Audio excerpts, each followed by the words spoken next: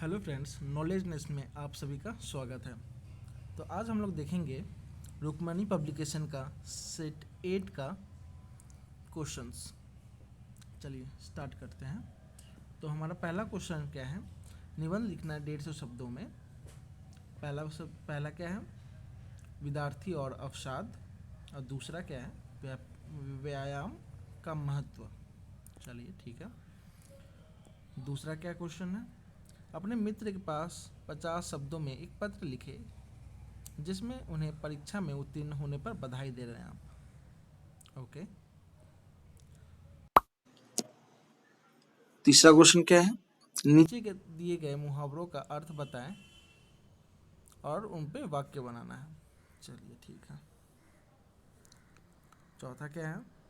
अशुद्ध शब्दों अशुद्ध वाक्य है, उनको शुद्ध रूप में आपको लिखना है। ये भी इजी है। तो चलिए स्टार्ट करते हैं। पहला निबंध हमारा क्या है? विद्यार्थी और अवसाद।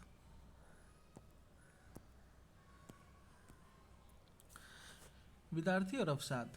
आज के समय में विद्यार्थियों में अवसाद एक गंभीर समस्या है या समस्या बनती जा रही है। ठीक है।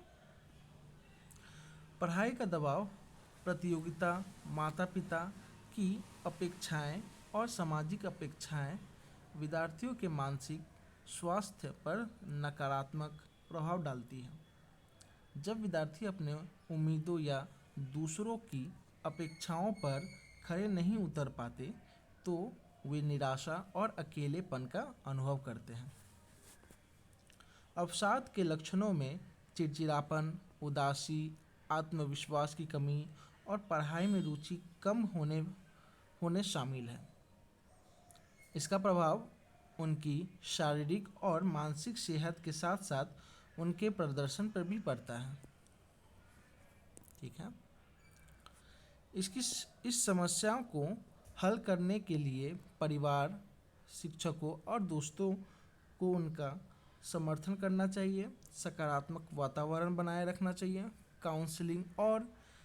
काउंसलिंग और मानसिक स्वास्थ्य के लिए प्रति जागरूकता अवसाद से निपटने में मददगार हो सकती है। हमें विद्यार्थियों को यह समझाना होगा कि असफलता एक सीखने का अवसर है, न कि अंत है।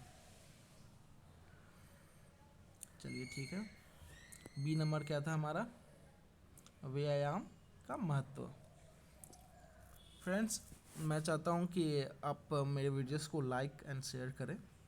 इससे मुझे भी मोटिवेशन मिलता है कि मैं नेक्स्ट वीडियो डालूँ।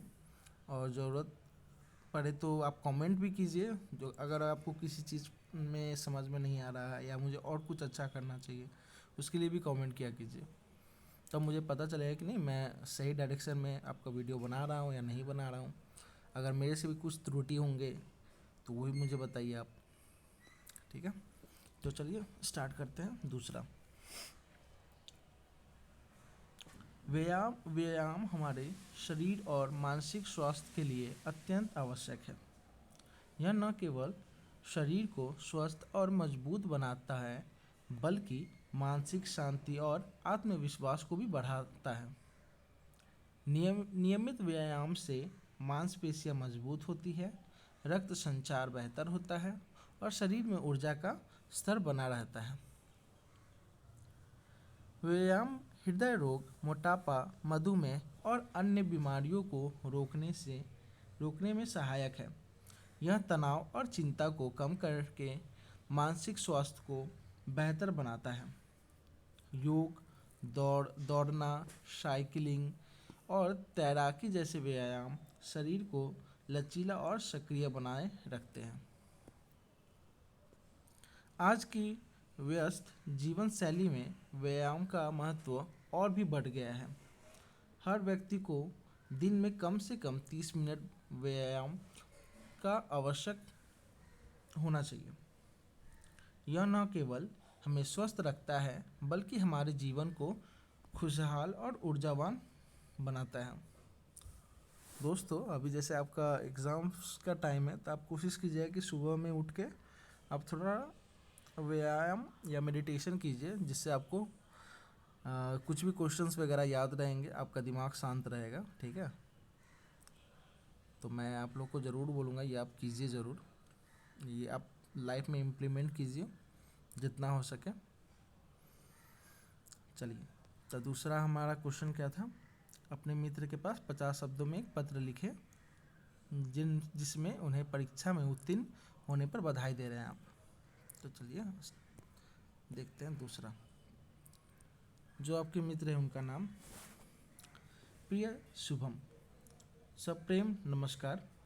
मुझे यह जानकर अत्यंत खुशी हुई कि तुमने अपनी परीक्षा में शानदार सफलता प्राप्त की है।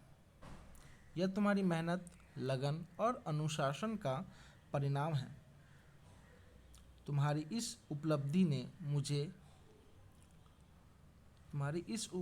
ने तुम्हें और हम सबको गर्व का अनुभव कराया है।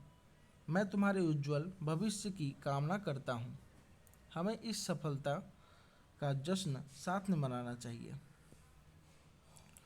तुम्हारी यह सफलता प्रेरणादायक है। तुम्हारा मित्र, जो आपका नाम है वो डाल दीजिएगा। तीसरा क्या था क्वेश्चन, तीसरा क्वेश्चन था हमारा कि आपको मुहावरों का अर्थ बताना और उनका वाक्य बनाना है। तो नानी याद आना, तो ये सब तो सबको पता ही होगा। नानी याद आना मतलब अत्यंत कष्ट होना, कड़ी सजा सुनकर उससे नानी याद आ गई, ठीक है। दूसरा क्या था, बाल की खाल निकालना। इसका क्या अर्थ होता है, हर छोटी बात को बढ़ाना। वाक्य क्या बनेगा, तुम हर बार बाल की खाल निकालने लगते हो, ठीक है।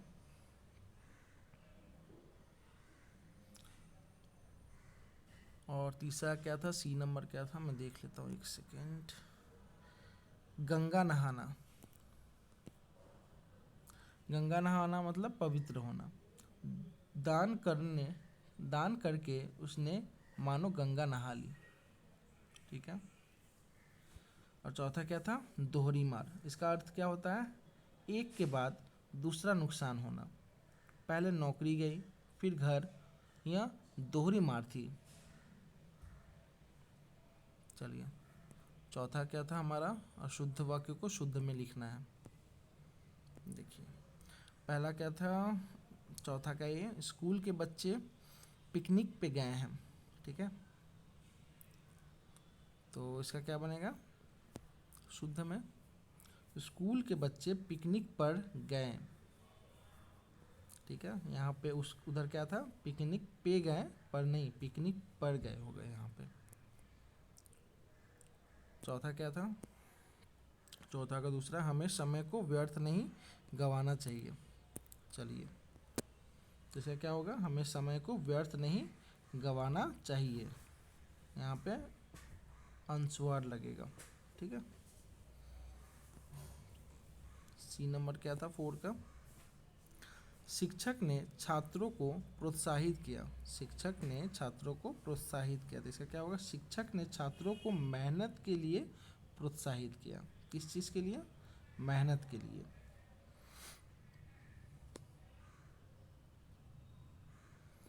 चौथा क्या था, चौथा का डी, बच्चा खेलने के बाद सो गया।